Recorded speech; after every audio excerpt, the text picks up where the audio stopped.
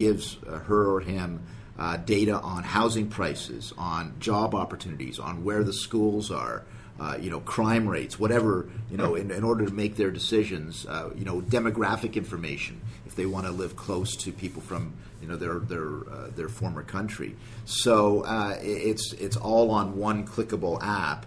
And I thought that was a really great idea to help people settle successfully in our society. What was that app called? Do you remember offhand? I can't remember it offhand, but you're going to help me here, are you? No.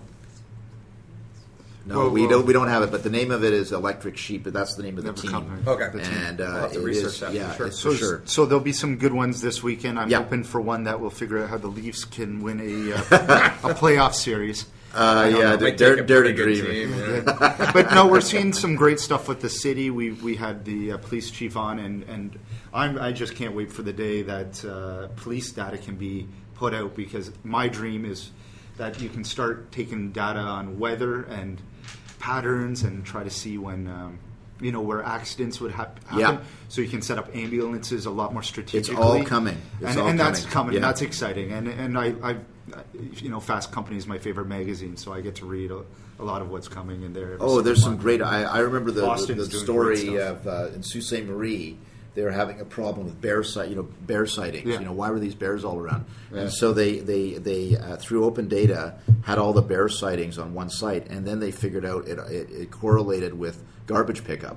Okay. So it makes sense They now. figured out the garbage schedule. So they changed the garbage schedule, and the number of bears sort of waltzing through town was severely And reduced. it's just small little things Little like that, things like that. but that impacts cities and absolutely. people's livelihoods, and that's the little things that we're looking to do. So that's great. Very Real exciting. quick, that app is called New Roots. New Roots. New Roots. There we go. Okay. Yeah, check Excellent. that out. New so Roots. Before we go, just one last thing that I like to talk about is: are we going to see a time in government in Ottawa where we're not going to see departments do the March Madness? Because, like I told you earlier, I have friends that brag about their $2,000 chairs that they're buying. Yeah. And and as a private, guy that runs my own company, that kind of hurts me when I hear of frivolous spending. It's very, very frustrating for all of us, and I've really taken the time to educate every cabinet minister and say, look, part of your responsibility as a cabinet minister is to look out for March Madness, where they're trying to spend the budget before the year end. Which trips can we go on? Which city in the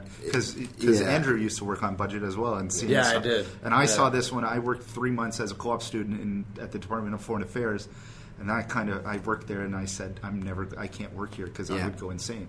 It is challenging. I'm very efficient, and what we want is public servants who are dynamic, who are innovative, who think outside the box. I want to encourage that. So we, through our performance management techniques, where we're encouraging that kind of behavior, and I've said to the public service leaders, failure does happen sometimes. Let's not be afraid of failure.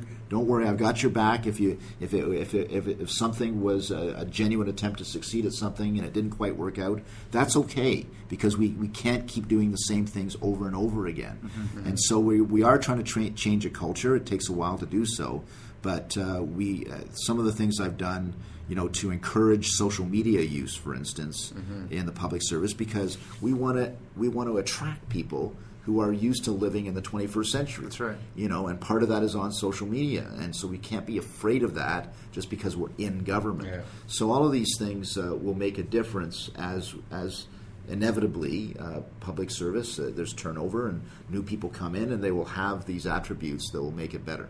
Like in terms of 360 performance reviews that you see a lot in private companies, are those a lot in government, or do you have to go through? Do unions have to agree to that? No, they don't have to agree. They don't have to agree to that, and it's because it's part of management's function. And we had some of that, but what I've done is made it universal. And so everybody should get a review, and everybody should know where they stand, and everybody should know if there is improvement to be made, what those improvements are, so they can get better at their job. That's what you should want. And if they're amazing at their job, they should know that so that they can be promoted. All of these things that one takes. I I was a small business owner before I got into Parliament, and so it's natural. It's something you think about all the time as a small business owner. How can I encourage my staff to do better, be more effective, and how can we work better together? And ultimately be happy with your life and happy with your job. And have that satisfaction. So I am, through this performance management technique, hoping that this, again, changes the culture of the place so that we encourage people we encourage managers to tell people under them how they're doing, how they can be better, how they can help them be better. This should be part of the normal conversation. Mm-hmm. Yeah. And do you see more work from home? And I think we're doing a number of things. Like I've been working on Office 2.0 in the federal government, where we're changing the nature of the space in the workplace. Yeah, because we just got back from Shopify, and that's that's a heck of a workspace. Well, even when I was at the government, I probably could have did my task for the week. I could have did all in one day at the office, and/or did it from home.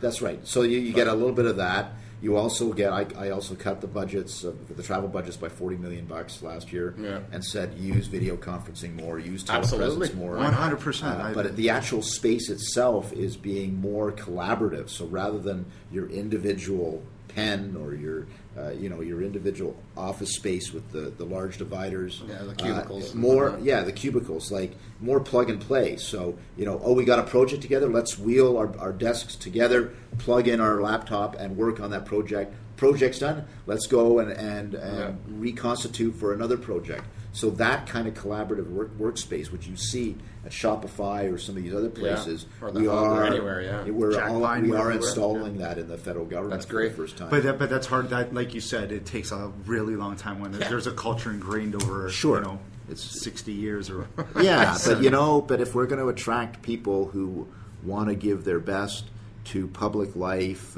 to our country, we've got to do these things. Absolutely. I can't even put a number on the amount of people that we've had on the show that did work in the government and then went off on their own, and they're super successful now. Sure. Which is great. So, fantastic. Yeah. But but like I said earlier, I love seeing that there are private sector people that are finally going back to government and seeing that there is a chance, because 10 years ago you did not see that happen as much. True enough. So they're seeing that you are trying to embrace that, and I know there are a lot of civil servants that are upset with you, and I know you know that because I just read the blogs and I read the it's questions. Tough being a scapegoat sometimes. Oh well, right? You have a tough position, but it's a hard position. You like that, and I recently.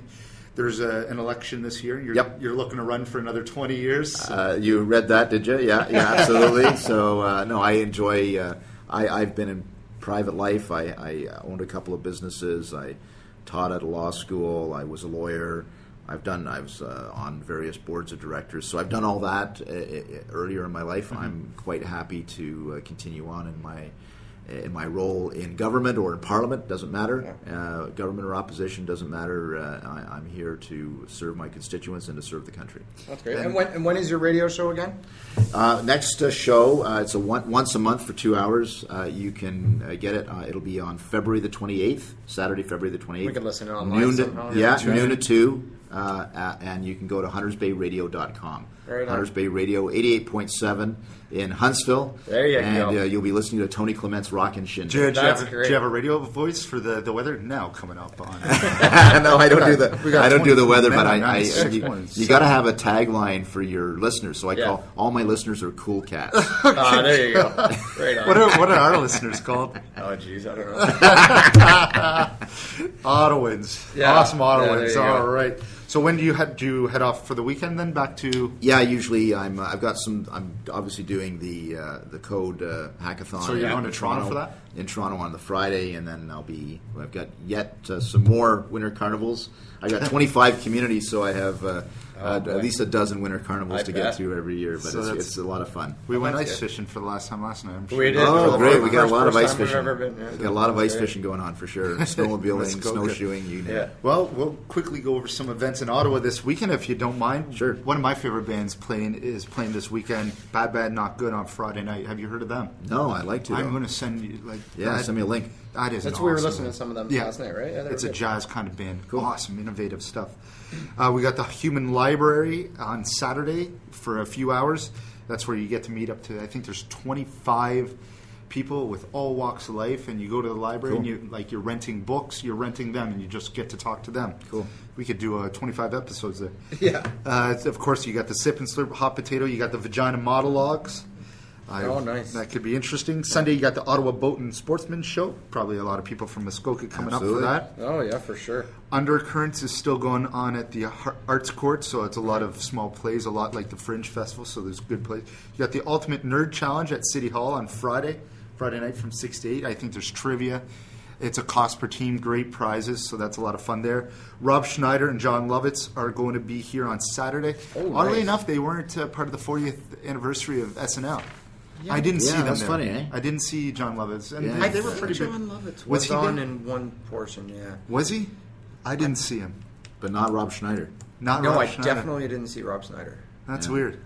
That was good. I like that show. It was fun. Yeah. It was good because I probably haven't watched it in a decade at least. This is it. Nowadays everybody just waits for the good bits to be rebroadcast on something or other. Well, that's it. And how about that performance by the Beatles? Paul McCartney. Paul McCartney. Yeah. 73 years old. He's still rocking. Still rocking. Yeah, he was killed it. hopeful at Blues Fest, so that's good. Yeah. Anyways, one last song from Brandon Allan. This song's Babylon. I wonder if it's about Babylon on Bank Street. I didn't ask him. I did want to ask him. Thank you so much. Yes, thanks very much for being on the show. It's great to be on the show, guys. Yeah, keep it up. And next week we have a very special guest as well. So thank you so much. All right, I'll talk to you soon. Bye. Working in the morning, it's a Friday night. I have to get a sleep in, but I just might. The bus ride is long, but I wanna see you tonight.